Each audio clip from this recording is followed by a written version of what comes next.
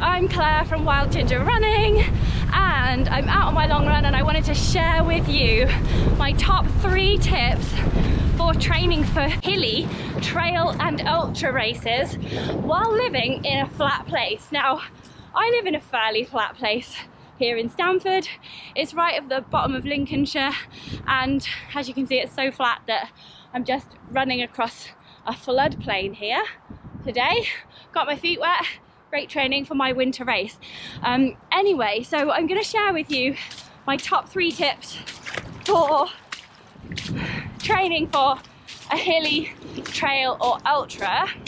But before I do that, I just want to let you know that this film is sponsored by Soar Running. So they are a super top quality, high performance, very eco-friendly, sustainable manufacturing processes brand, and I've managed to get from them a 15% discount off all their amazing running gear. So if you look in the film description below, you'll find that it's going to change every month. So if you're watching this film in the future, you might have to look for the latest film from me that's sponsored by Soar to get the right discount code. So thank you very much to Soar for sponsoring this film, and I hope you enjoy the tips I'm going to share with you just now. I wasn't planning for it to be quite so flat and floodplainy here today.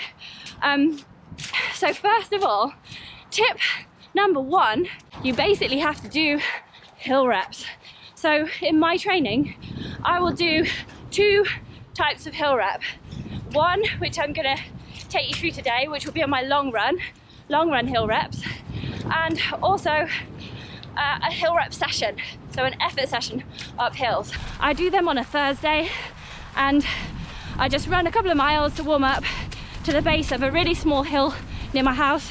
I work up to doing 10 times 60-second efforts on that hill at max effort, note where I got to, and then try to get to the same place in all the other hill reps. Then I do a couple of miles to cool down afterwards, or just walk back if I'm feeling particularly tired. And then the second type of hill reps that I'll do is what I'm doing today, which is part of my long run. So I'm running to the bottom of a longer hill. So it's about sort of anything from 3 to 5 minutes long, depending on how fast you run.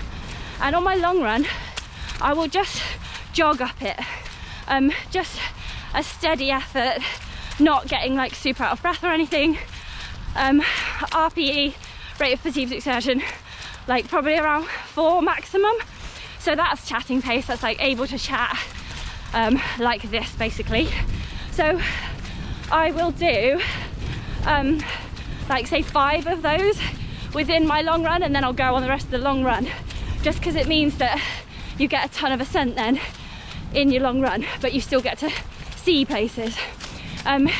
You could also plan a fairly hilly route around your a kind of undulating route, I mean, around your flattish area, and you could turn around and do each hill twice or even 3 times, and that immediately either doubles or triples the ascent in your long run. So that's another option for the long run. The other thing I will be doing on that long run, as it gets closer to the race, I'll be using poles. So I'll be hiking up that hill. I won't be jogging up the hill, I'll be hiking, because at that point the long run will be longer as well.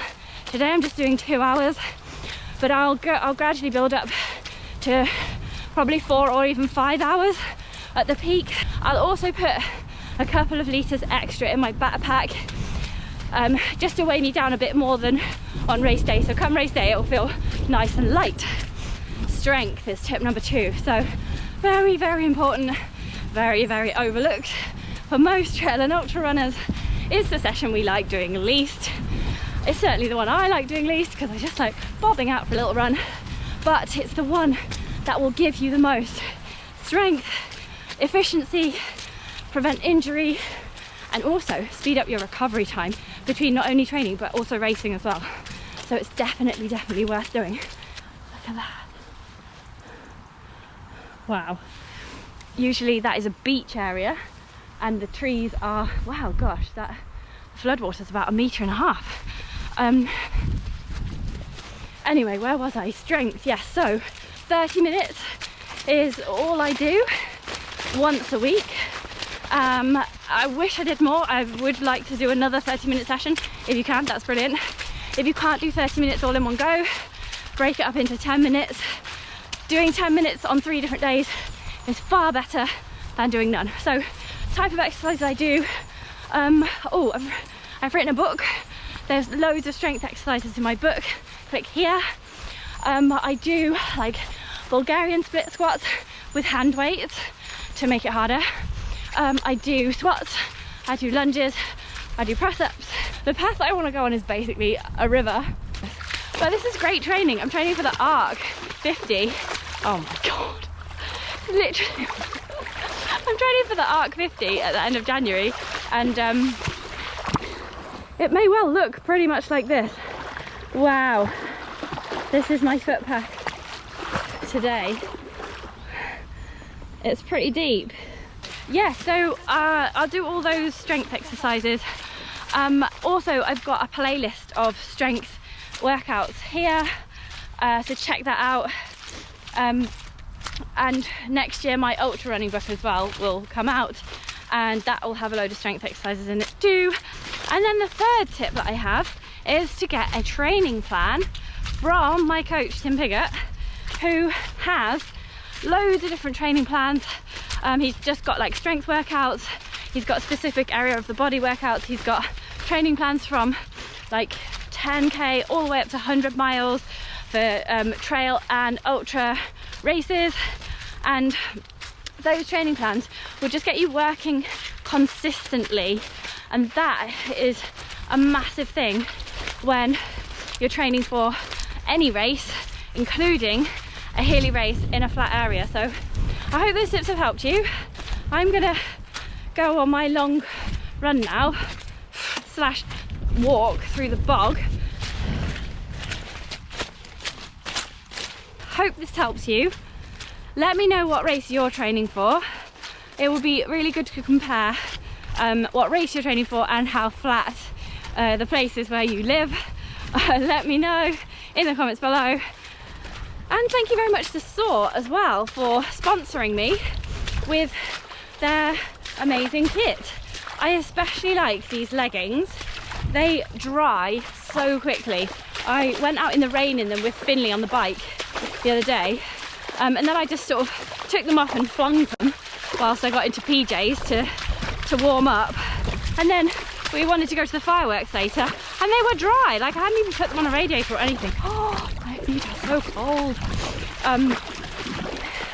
Well, this is great training for the Arc of Nutrition, I think. It might be quite like this in January. So, thanks, brother. So yeah, thank you very much to Soar for sponsoring me. The waterproof feels very high-end, very futuristic. The socks feel very comfy as well. I'm wearing the t-shirt as well. I love the colours of the t-shirt. It's like a bright orange and a bright pink colour there. And the hat. I'm a little bit disappointed that the hat doesn't really coordinate with the jacket, but I will forgive them because it does feel very comfortable. I'm not used to wearing a hat.